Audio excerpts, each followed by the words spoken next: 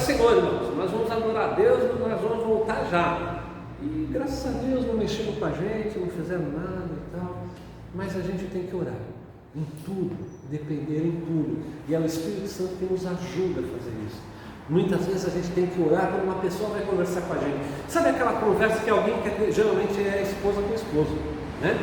E vice-versa. Quer ter uma conversa com a gente, quer fazer aquele DR, discutir a relação. Até nesse lugar você já tem que orar, falar, Espírito Santo de Deus, me controla aqui, porque se eu pego esse cabra, eu enforco ele agora, né? E precisa ter sempre a temperança, o domínio próprio, não é mesmo? Então, todas as coisas, o Espírito Santo me ensina como eu devo agir. Muito bem. O Espírito Santo também, ele ordena, ele dá ordem. Ele é o administrador.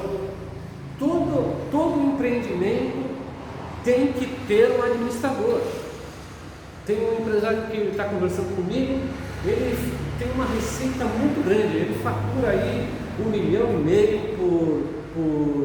por mês, e ele fala assim, me ajuda, que eu estou com prejuízo. Eu falo assim, tem alguma coisa errada contigo. Ele fala assim, olha, eu sou um ótimo vendedor, um bom em relações públicas, eu falo muito bem, eu organizo muito bem, eu desbravo a coisa muito bem, mas eu não sei administrar o que eu ganho com aquilo que eu tenho que pagar no meu negócio. Então, o Espírito Santo é um bom administrador. Ele vai ensinar você, ele vai administrar você.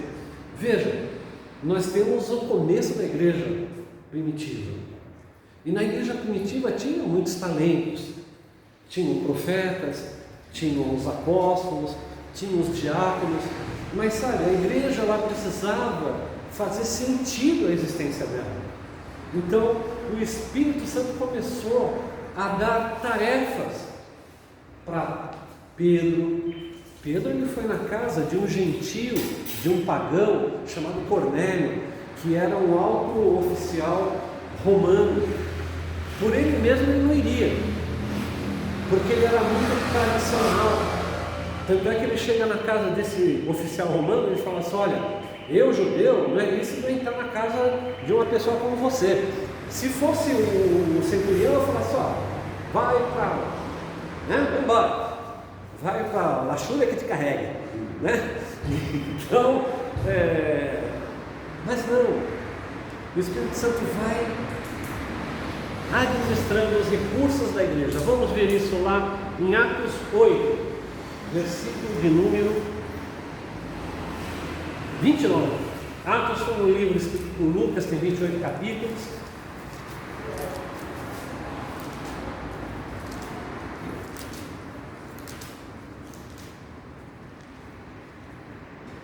Oito, 29.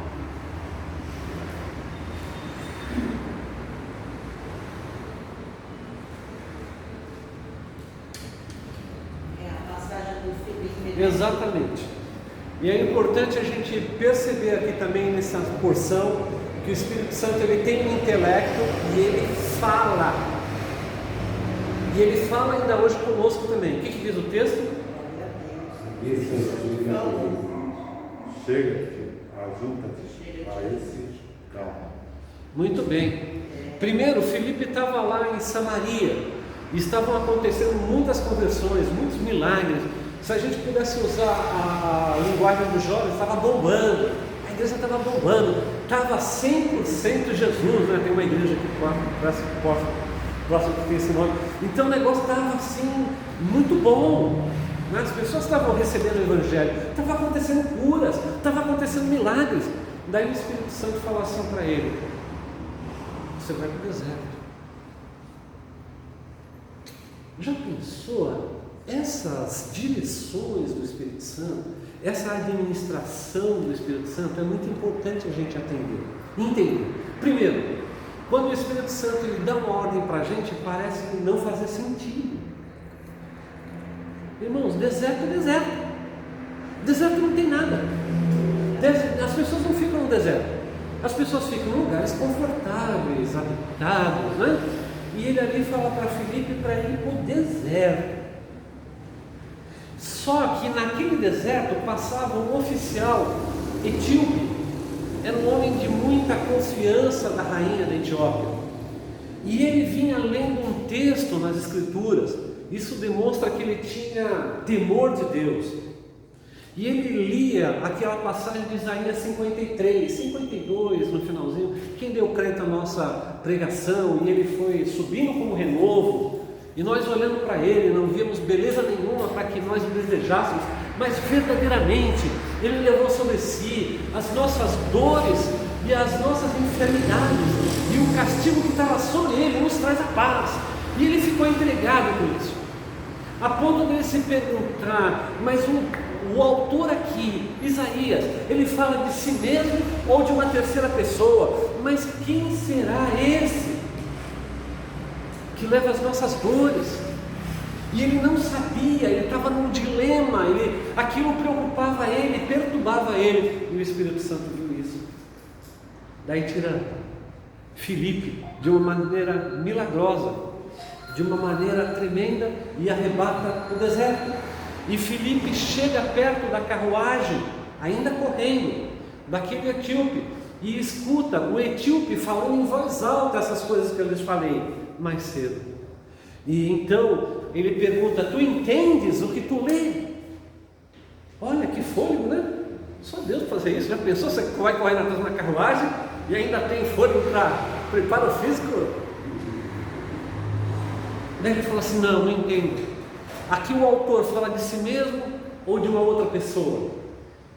Daí ele explica todas as Escrituras e da vida de Jesus, e que Jesus é esse em que o profeta Isaías se refere no capítulo 53, e eles param, e aquele homem é batizado, e aquele homem foi muito usado por Deus, e Filipe vai embora. Então, lá nesse texto que vimos, quem pode ler de novo? Atos 8, 29. E disse o Espírito a Filipe: achega-te, ajunta-te nesse carro. Muito bem. Como é o nome seu? Cleonildo. Olha que coisa interessante. O Espírito Santo, ele falou. E o Espírito Santo, ele fala com muita gente. Na verdade, o Espírito Santo, ele não é seletivo. Ele fala com pecador como eu. Ele fala com santos e santas como os irmãos. Ele fala com os nossos filhos. Ele fala com todos. Entretanto, quando nós lemos Apocalipse, o apóstolo João fala: aquele que tem ouvidos, que ouça o que o Espírito Santo diz nas igrejas. Percebe? Parece que coloca em dúvida a respeito do fato do Espírito Santo falar e as pessoas de fato ouvirem, terem ouvidos. Parece que nós não estamos ouvindo. E é muito importante, e quão bem-aventurado são aqueles que ouviram o Espírito Santo de Deus. Me vem na minha mente o profeta Elias. O profeta Elias, ele via de Tíbia. Esse lugar não tem nem na geografia bíblica. Ele não tem pai importante, a roupa dele era assim de camelo, era que nem o João Batista. Ele era uma pessoa simples. Deus sustentou ele nos momentos mais difíceis. Ele foi perseguido lá, ele ficou numa caverna, Deus entrou na caverna, ele ficava lá no rio lá e bebia água do rio, e diz que Deus mandava corvos para ele para trazer carne. Você pode imaginar isso? Ele tirava o biquinho do corvo e comia a carne. Tinha um pastor que falava assim: eu acho que era carne já assada, não importa como era, o importante é que ele era alimentado. E chegou uma hora que o rio acabou, e sabe que Deus fala com a gente? Não é para a gente viver sempre no rio esperando o corvo, porque uma hora o rio vai secar. Daí Deus fala para ele assim: você vai para a casa da viúva, e ela vai lhe sustentar. A irmã de Siné é viúva. Já pensou? Vai para a casa da irmã de Siné, que ela vai te sustentar. Daí o pessoal fala: mas isso é mercenário, esse profeta Elias, ele não é de Deus não, ele vai tirar o último da irmã de Siné? A irmã de Siné quer um pão, ele já pede para fazer um bolo? Esse não é de Deus não. E a irmã de Siné da história lá, que é a Sunamita, ela é muito abençoada por ela abençoar o profeta. É a lei eterna de dar para receber. Isso é loucura para as pessoas, né? As pessoas falam assim: ah, se eu der meu último, eu vou ficar na roça. Isso é o que o mundo pensa. Mas, por exemplo, nós temos X na nossa conta bancária, na nossa casa. E se a gente morrer agora? E se o nosso coração parar de bater agora? Aquilo tudo vai ficar para quem? E tem pessoas ricas que acumularam muito. Estava vendo uma reportagem antes de Dominguinhos. Sanfoneiro, né? Ele teve uma mão estendida para ele com 8 anos que assim foi o mesmo osário da Asa Branca lá, né? E ele acumulou porque ele era genial naquilo que ele fazia. Sanfoneiro, compositor, etc. e tal. E hoje os filhos estão brigando com uma das esposas que ele teve 3 esposas. Então imagina, você acumula tanta coisa que nem usa. O senhor me lembrou aquele helicóptero que caiu no interior, aqui de São Paulo, que morreu a família toda. Pois é. O marido, a mulher, os 2 filhos. Quer dizer, o cara era empresário, era rico, a família toda morreu. Sabe o que vai acontecer se não tiver parente? O governo vai confiscar tudo que ele construiu. Se não tiver parente. Então, por isso que é importante, né, ouvir o Espírito. E eu queria que a gente fizesse um exercício agora nessa aula. Nossa aula é espiritual, não é uma aula. Eu gostaria que você curvasse a sua cabeça e você tivesse uma oração ao Espírito Santo de Deus. Falasse para o Espírito Santo de Deus, assim como tu falaste com Filipe. E Filipe, ele ouviu, obedeceu e atendeu. E o Senhor salvou aquele oficial da rainha da Etiópia. Fala comigo também. Me dirige. Eu quero ter ouvidos espirituais para ouvir a voz do Espírito Santo. Existia um jovenzinho, não sei se tinha idade da Júlia, mas quando ele foi deitado e quando ele estava dormindo, o Espírito Santo chamou: Samuel, Samuel. E ele, pensando que era o sumo sacerdote, ele foi lá e falou assim: fala. E ele falou assim: não, volta a dormir que eu não te chamei. Isso aconteceu por mais 2 vezes. Na terceira vez, ele discerniu. E ele falou assim: se você ouvir de novo, você responde assim: fala, Senhor, porque o teu servo ouve. Então fala com o Espírito Santo nesse momento. Fala: eu quero ter ouvidos para ouvir o que o Espírito Santo fala para mim, a direção que ele tem para a minha vida, para a minha família. Fale com o Espírito Santo agora.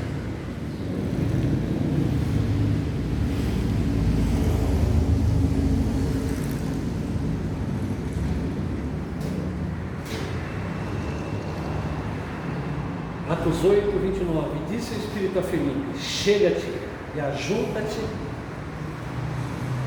a esse carro. Nós temos 2 verbos, 2 direções: chega-te e ajunta-te. Coisa tremenda. Pensa nesses 2 verbos.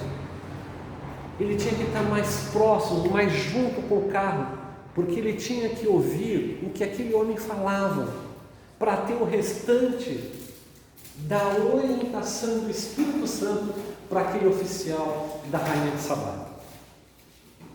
O Espírito Santo, ele ordena. Vamos ver no capítulo 10, 19, Atos 10, 19.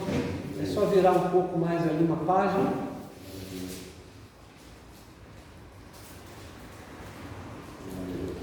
Glória a Deus, aleluia. 10, 19 e 20. Essa passagem é aquela passagem que o apóstolo Pedro, ele estava em jejum, e era por volta de meio-dia, e ele tem uma visão. A visão que ele tem é que vem um lençol dos céus, de animais mortos, animais vivos, perdão, e o Espírito Santo fala assim: mata e come. Mas eram animais que estavam na lista dos animais que deviam ser evitados, porque eram animais imundos. Lá na lei de Moisés, nós vimos a lista desses animais. E ele então, ele fala assim, eu não posso, mas Pedro disse, 14, de modo nenhum, Senhor. Ele está discutindo com Deus. Deus fala, mata e come. Ele fala de modo nenhum. E ele tinha essa característica, né? Jesus fala assim, quem dizem os homens que o Filho do Homem é? Tu és Machia, tu és o Cristo, tu és o nobre, o Messias. Que coisa tremenda. Daí Jesus falou assim, mas não fale para ninguém, não divulguem isso. Os homens têm que enxergar isso por eles mesmos. Mas convém que eu seja preso, castigado, morto. Daí ele repreende Jesus, porque ele tinha essa mania assim de achar, são os nossos achômetros, né? Então Deus fala, mata e come. E uma das coisas que nós vamos aprender, Gálatas 5, andeis espírito e não satisfareis as obras da carne, é obedecer o comando do Espírito. E muitas vezes não vai fazer sentido. Oséias, Deus fala assim, pega a mulher adúltera, casa com ela. Não faz sentido algumas coisas. Pedro, você pega o anzol, joga lá no mar, primeiro peixe que você achar, você vai tirar uma moeda valiosa e vai pagar o teu imposto e o meu imposto. Mas como que é isso? Dinheiro tem no banco, não na boca do peixe, né? Jonas vai em Nínive. Para a gente é tão simples em Nínive. Jonas era filho de um sacerdote. E toda vez que uma nação que vivia em guerra, eles invadiam uma outra nação, um outro vilarejo, eles derrubavam o muro e derrubavam o templo também, matavam os sacerdotes para moralmente abater aquela nação. Imagina, o nosso Deus foi vituperiado, alguma coisa assim. Então ele nutria por Nínive, que era uma nação desse tipo, uma raiva muito grande. Deus fala assim, olha, vai para Nínive. Daí veio um grande peixe, engole. Teve um pastor que falou uma coisa engraçada. Ele falou assim, mas pastor, o senhor acredita que o peixe engoliu o Jonas? Já aconteceu de achar um homem morto dentro de um cachalote, na barriga de um peixe grande. Daí ele falou assim, não só acredito que a baleia engoliu Jonas, mas também acreditaria que Jonas podia engolir a baleia. Esse é dom da fé. Esse é dom da fé. Glória a Deus. E nesse, perdão, irmão. Seria, não, tem fé mesmo. Podia ser quando a baleia ainda era pequenininha, né? Era mais fácil de engolir.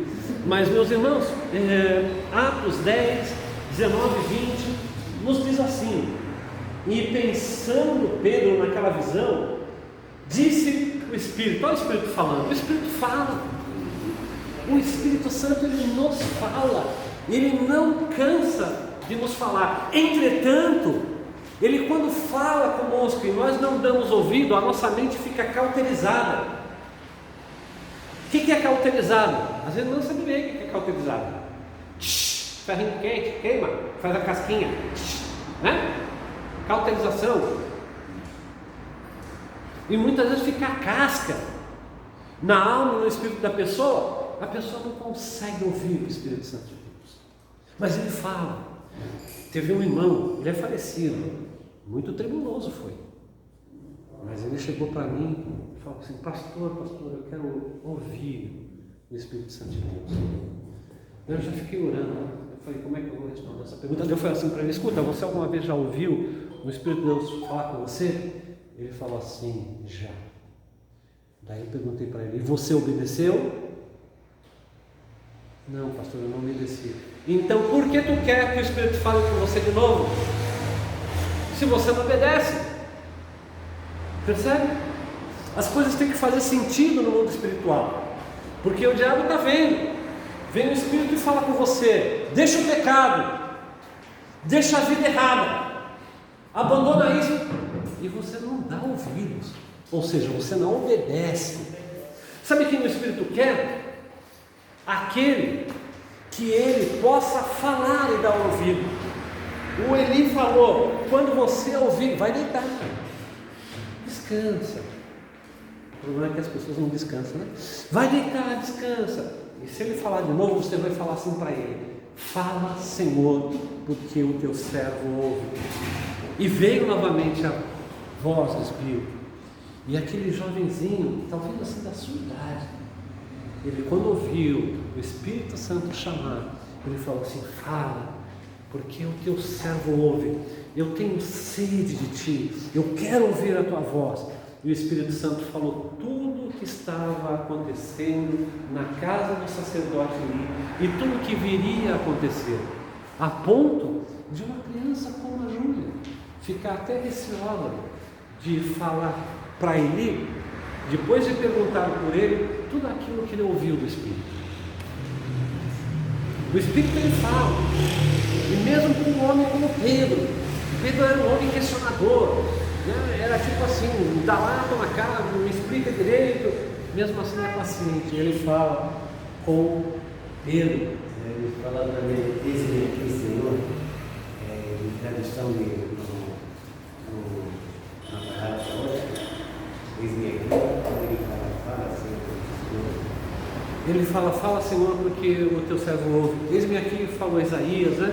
É uma palavra que diz da disposição de servir e obedecer, né? Muito bem, meus irmãos. Então aqui Pedro, ele nessa visão, e pensando Pedro naquela visão, disse o Espírito: eis 3 varões que te buscam. Olha só, o Espírito Santo ele não erra. E foram 3 homens buscar a Pedro, a mando de Cornélio, que lá estava orando a Deus. E Deus mandou enviar em Jope, onde estava Pedro, buscar Simão Pedro. 20, o que diz? Levanta depois e desce e vai com eles, não duvidando, porque eu os enviei. Se o Espírito Santo não é claro com Pedro, Pedro não iria. Por quê? Porque ele era um religioso judeu, apegado, não vou na casa do gentio, não como com ele, não adianta, vão tudo para o inferno. E o Espírito Santo fala com Pedro: